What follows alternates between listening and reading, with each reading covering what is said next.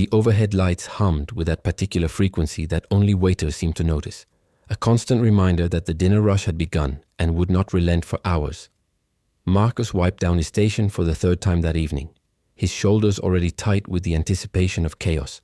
The restaurant was one of those places that tried too hard to be upscale without quite achieving it, where the menu featured words in French that most of the staff mispronounced, and the wine list pretended to be extensive when really it was just expensive. Thursday nights were always brutal. Families celebrating nothing in particular, couples on forgettable dates, business dinners that dragged on forever while Marcus smiled and refilled water glasses and wondered if his feet would ever stop aching. He had been doing this for 7 years now, ever since he dropped out of college to help his mother with bills after his father left. 7 years of smiling at strangers, of memorizing modifications, of navigating the peculiar social dynamics between kitchen staff and front of house. 7 years of being invisible in the most visible job imaginable. People looked through you when you were a waiter, Marcus had learned. They saw the uniform, the notepad, the hands that brought them food, but rarely the person attached to those things. It was a strange kind of loneliness, being surrounded by people all day while feeling fundamentally unseen. The hostess, a college student named Tanya who was always on her phone, led a family to table 14 in Marcus's section. He glanced over as he finished entering an order into the computer system. A mother and father, probably in their late 40s, walking with that particular careful attention parents develop when they are hyper-aware of their child in public spaces. And between them a girl who looked to be about 16, with dark hair pulled back in a simple ponytail and eyes that moved across the restaurant with an intensity that caught Marcus off guard. She was watching everything, absorbing details most people missed. The way the light fell through the window blinds in slanted gold bars, the elderly couple in the corner sharing a dessert with 2 spoons, the busboy who paused to adjust his shoe. Marcus grabbed menus and headed toward their table, already running through his script in his mind. Good evening. Welcome to Riverside Grill. My name is Marcus and I will be taking care of you tonight. Can I start you off with something to drink? He had said it so many times the words had lost all meaning, had become just sounds his mouth made while his brain thought about other things. About the electric bill that was due next week, about his mother's cough that would not go away, about whether he would ever do anything with his life besides carry plates from kitchen to table and back again. The parents settled into their chairs with that relief sigh that suggested they had been traveling or shopping or dealing with something exhausting.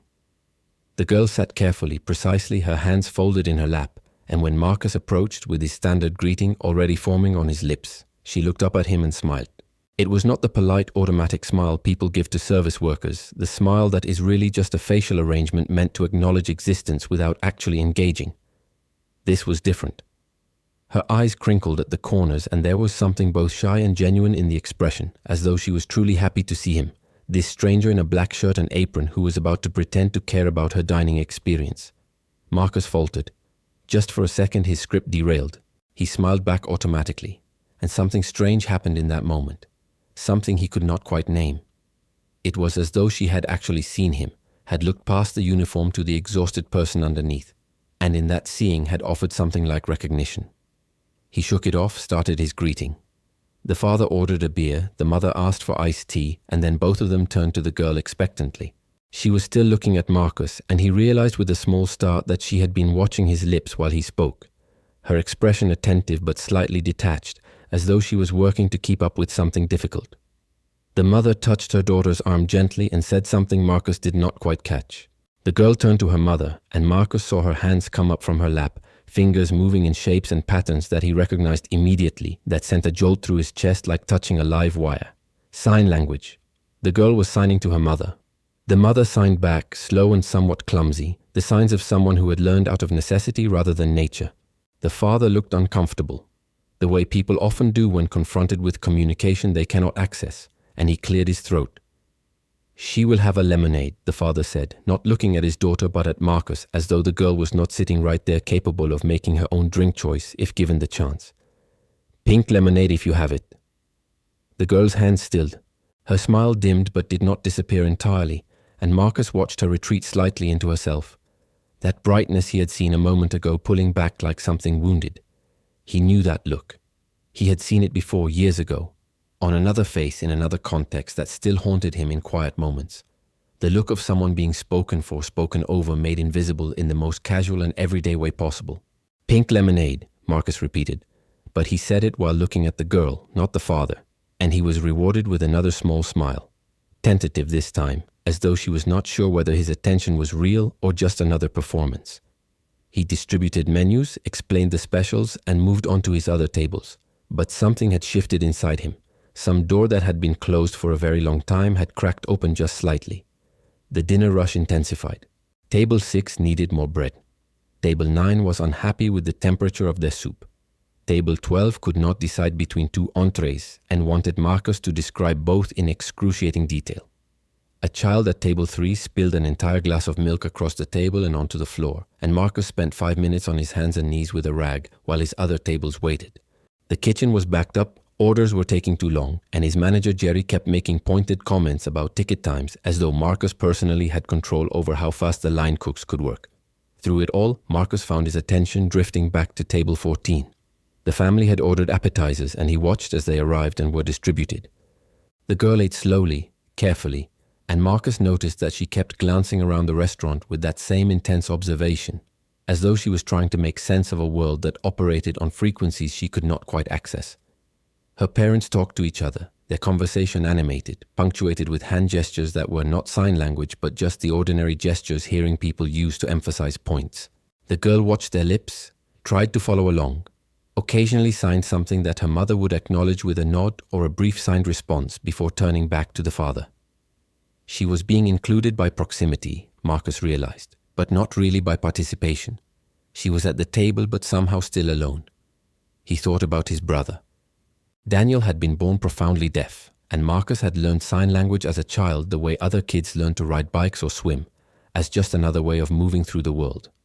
Daniel was 5 years younger, and Marcus had spent his childhood translating between his brother and a world that had very little patience for difference.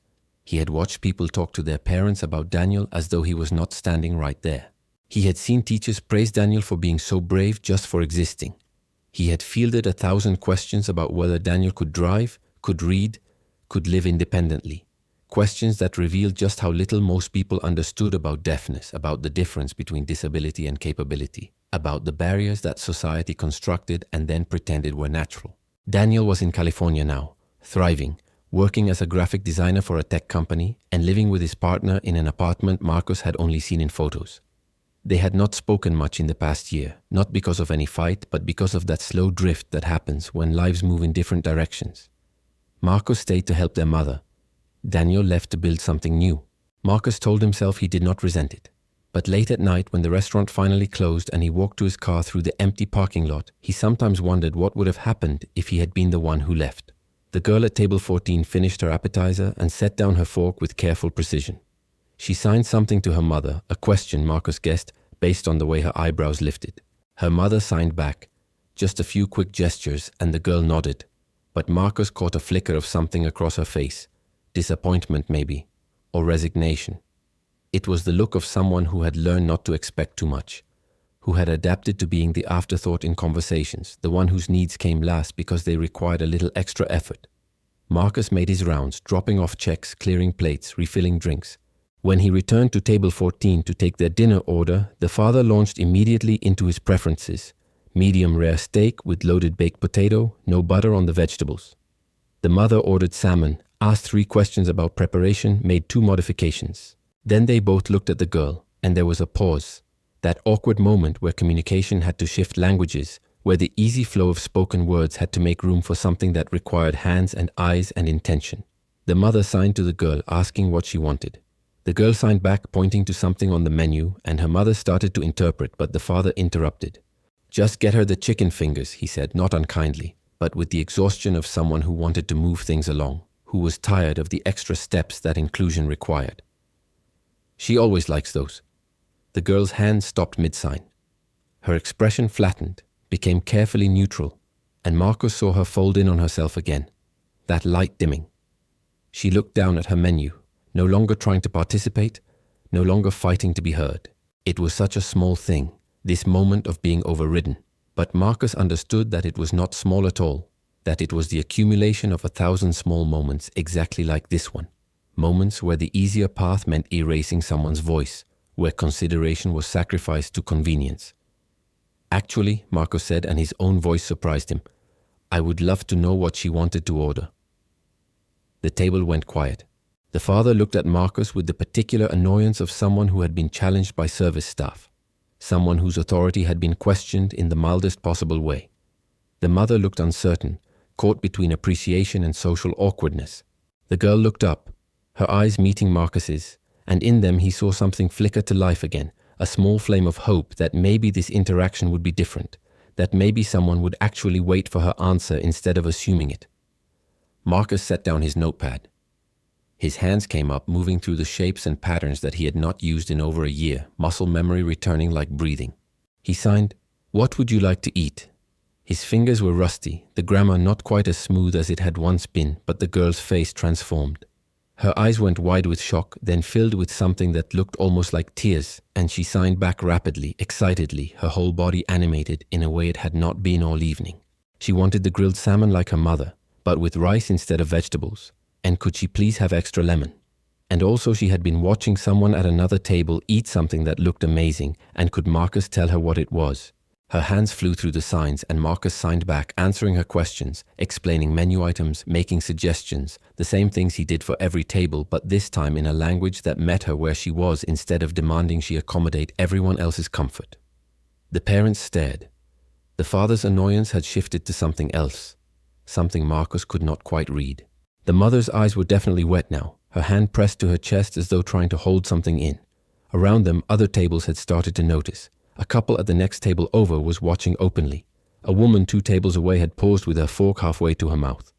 The restaurant had not gone silent exactly, but there was a quality to the noise that had changed, an attention that had shifted.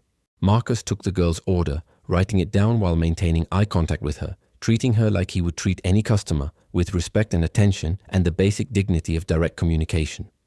When he finished, he signed, "Your dinner will be ready soon," and she signed back, "Thank you," with such genuine warmth that Marcus felt something crack open in his chest, some old grief he had been carrying without quite acknowledging it. He moved away from the table, aware that the moment had created ripples, that people were still watching, still trying to make sense of what they had witnessed. He put in the order, checked on his other tables, but his mind was elsewhere, caught in memories of his brother, of sitting at restaurant tables exactly like this one, where Daniel had been ignored or patronized or treated like a curiosity instead of a person. He thought about all the times he had translated, had advocated, had fought small battles for his brother's right to exist fully in spaces that were not designed with him in mind. 20 minutes later, he brought out the food. The salmon for the girl was perfectly grilled, the rice steaming, the lemon wedges arranged artfully on the side. He set it down in front of her and signed, "Enjoy your meal," and she signed back, "It looks perfect," and her smile was radiant, unguarded, the smile of someone who had been given a gift they had not expected. The parents ate quietly, and Marcus noticed that the father kept glancing at his daughter, something complicated working across his face. The mother reached out at one point and squeezed the girl's hand, signed something quick that made the girl laugh, a sound that was different from hearing laughter but no less full of joy. Marcus checked back several times, and each time he signed his questions. "How is everything?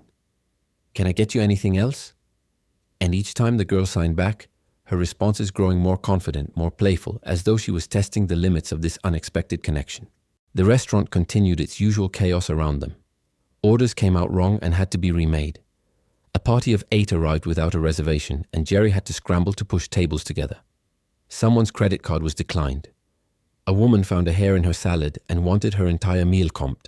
Marcus navigated it all with the practiced efficiency of someone who had seen every possible restaurant disaster and survived them all, but part of his mind stayed at table 14, stayed with the girl who had smiled at him and reminded him of something he had almost forgotten. That visibility was a gift you could give someone, that being seen was a fundamental human need that too often went unmet. When the family finished their meal, Marcus brought the check. He set it on the table and signed to the girl, "Did you enjoy your dinner?" She signed back enthusiastically, "It was delicious." And then she signed something else, something that made him stop. "Thank you for seeing me." 4 signs. 4 simple gestures that carried the weight of every time she had been overlooked. Every time someone had spoken for her instead of to her. Every time her presence had been acknowledged but her personhood had not. Marcus felt his throat tighten. He signed back, You are easy to see. And meant it. The father cleared his throat. How much do we owe you, he asked. And his voice was rougher than it had been earlier, thick with something Marcus recognized as either emotion or embarrassment or perhaps both. Marcus looked at the check, then at the girl, then made a decision that was probably against restaurant policy, but he did not particularly care. He signed to the girl. The meal is on me tonight.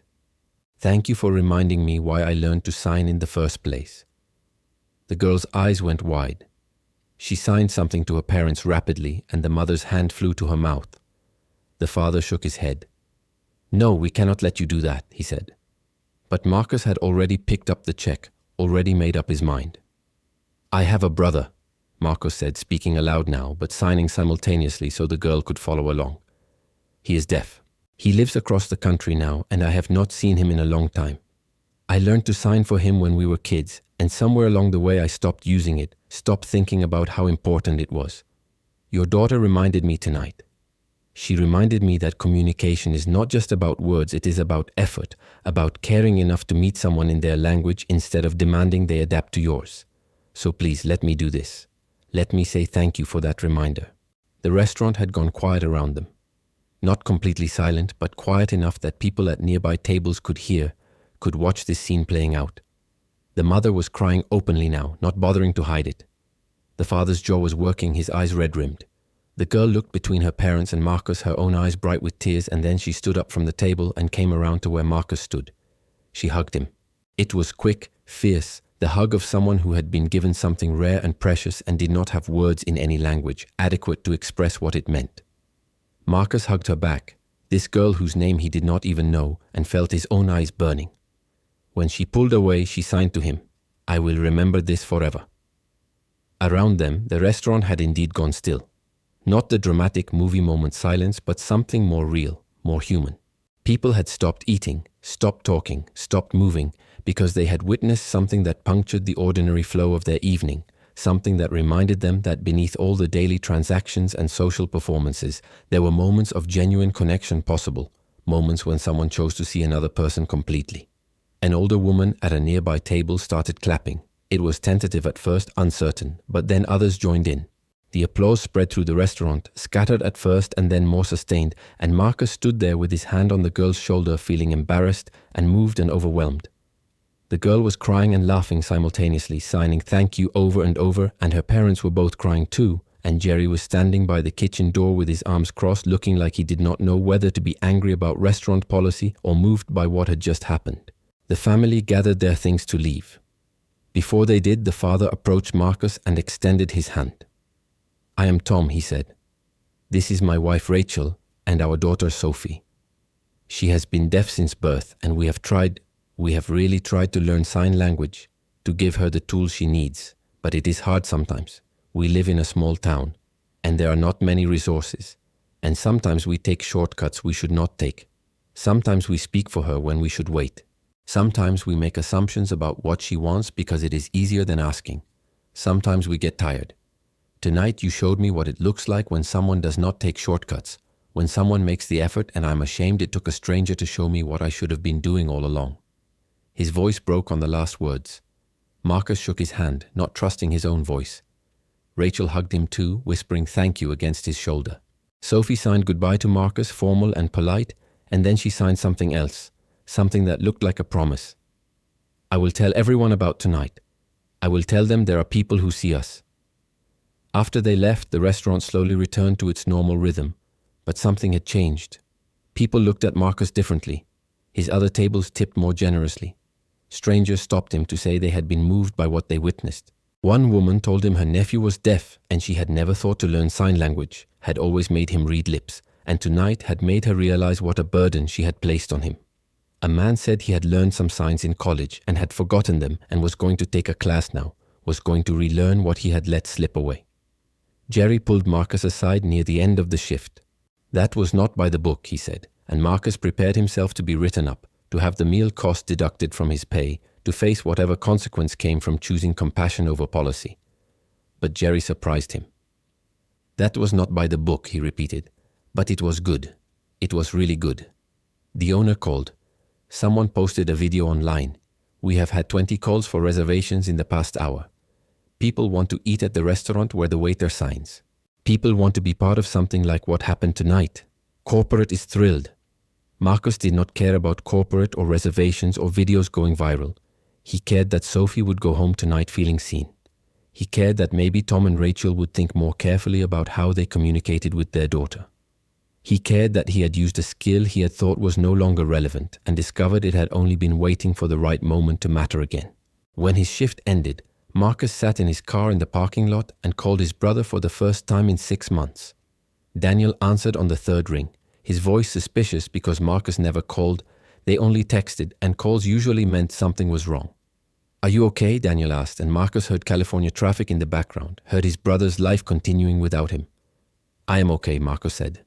"I just wanted to tell you I love you, and I am sorry I have not been better about staying in touch. And tonight something happened that made me remember why I learned to sign, why it mattered, why you matter. And I wanted you to know that I have not forgotten, not really, even if I have been terrible about showing it." There was a long pause. Then Daniel said, voice thick, "What happened tonight?" Marcus told him.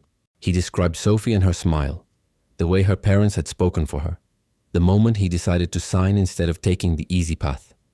He described her joy, her tears, the way the restaurant had stopped to witness something real. He told Daniel about Tom's apology, about Rachel's hug, about the promise in Sophie's signs. And he told Daniel something he had never quite managed to articulate before, that learning to sign had not just been about communicating with his brother. It had been about learning to value different ways of existing in the world, about understanding that accommodation was not charity but justice, about recognizing that the barriers people faced were constructed by society's laziness and could be dismantled by society's effort.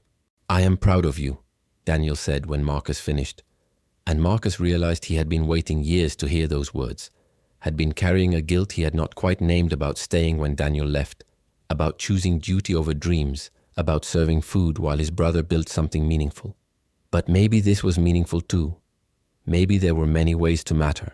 Maybe significance was not about grand gestures, but about small moments of choosing to see someone, about using your gifts when they were needed, about remembering that you could change someone's night with nothing more than the willingness to try. "Come visit," Daniel said. "Bring Mom. We will all have dinner together and you can meet my partner and we can catch up properly. Come soon." "I will," Marcus promised and meant it. He drove home thinking about Sophie, wondering if she was asleep yet, if she was telling her parents about what happened, if she was already planning how to share this story with friends. He hoped she understood that tonight was not about him being special, was not about him deserving praise for doing what should have been ordinary. He hoped she understood that she deserved to be communicated with directly, always, that the effort people made to meet her in her language was not a gift they were bestowing, but a basic requirement of treating her as fully human. The next morning, Marcus woke up to find himself moderately famous. The video had been shared thousands of times. People were calling him a hero, which made him deeply uncomfortable because he had not done anything heroic, he had just signed with a customer. The real heroes were people like Sophie, who navigated a world that was not designed for them with grace and patience and persistent hope. The real heroes were deaf people who had been fighting for visibility and accessibility and respect for generations, who had built communities and languages and cultures in the face of systemic marginalization. Marcus gave several interviews over the next few days, and in each one he tried to redirect attention away from himself and toward the broader issue of accessibility, toward the importance of learning sign language, toward the capabilities and contributions of the deaf community. He talked about his brother. He talked about Sophie. He talked about how small acts of inclusion could transform someone's experience, how the barriers were social, not biological, how everyone could be part of creating a more accessible world. The restaurant did become more popular. Riverside Grill started offering ASL classes to staff. They added a note on their menu indicating that several waiters were fluent in sign language and they welcomed deaf customers. They partnered with local deaf organizations to host community dinners. Jerry was pleased with the publicity, but Marcus thought the best outcome was simpler than that. The best outcome was that deaf customers started coming to the restaurant, started choosing it specifically because they knew they could communicate there, because they knew they would not have to struggle to be understood, because they knew someone would see them. Sophie came back 3 weeks later with her parents. She had a gift for Marcus, a framed photograph of the two of them from that first night, taken by someone at a nearby table who had posted it online. In the photo, Marcus was signing to her, and she was smiling up at him with that radiant joy, and underneath she had written in careful letters, "Thank you for seeing me. I see you too." Marcus put the photo in his locker at work where he could see it every shift. On difficult nights, when the rush was overwhelming and his feet ached and he wondered why he was still doing this job after 7 years, he would look at that photo and remember that visibility was a gift that moved both directions, that being seen was precious, but seeing others was transformative. He would remember that significance lived in small moments, in the choice to make an effort, in the willingness to meet someone where they were instead of demanding they come to you. He started teaching sign language classes at the restaurant on his days off. They were informal, just staff and anyone from the community who wanted to learn. Daniel flew out to help teach sometimes, and their mother came too, and Marcus discovered that family was not about proximity, but about showing up when it mattered, about honoring the connections that made you who you were. He was still a waiter. He still brought people food and cleared plates and smiled through exhaustion. But he understood now that there was dignity in service when service was rooted in genuine care, when every interaction was an opportunity to see someone, to acknowledge their humanity, to create tiny moments of connection in a world that too often prioritized efficiency over empathy. Sophie graduated high school 2 years later, and Marcus was invited to the ceremony. He watched her walk across the stage to receive her diploma, and thought about that first night when she had smiled at him, and he had made a choice that seemed small but turned out to matter more than he could have imagined. She was going to college to study education, planning to become a teacher at a school for the deaf, planning to create for others the kind of educational experience she wished she had always had. She signed her valedictory speech, and it was interpreted for the hearing audience, and in it she talked about visibility, about the difference one person's attention could make, about how being truly seen had changed her understanding of what was possible. After the ceremony, she found Marcus in the crowd. "You changed my life," she signed. "I want you to know that." "You changed mine too," Marcus signed back, and it was true. That night in the restaurant had reminded him of who he wanted to be, had reconnected him with parts of himself he had thought were lost, had shown him that meaning was not something you had to travel across the country to find, but something you could create right where you were, in the ordinary moments, with the tools you already possessed. Sometimes people asked Marcus if he ever got tired of the story being retold, of being known as that waiter who signed to the deaf girl, if he wished he could just be seen for himself and not for one moment that had been captured and shared. He always said no. He said that moment did not define him, but it had refined him, had clarified something essential about how he wanted to move through the world. He said he was honored to be associated with Sophie's story, to be a small part of her journey toward feeling fully seen and valued. Years passed. Marcus eventually left the restaurant and went back to school. He became an interpreter, worked with deaf students and deaf professionals, built a career around bridging the gap between languages and communities.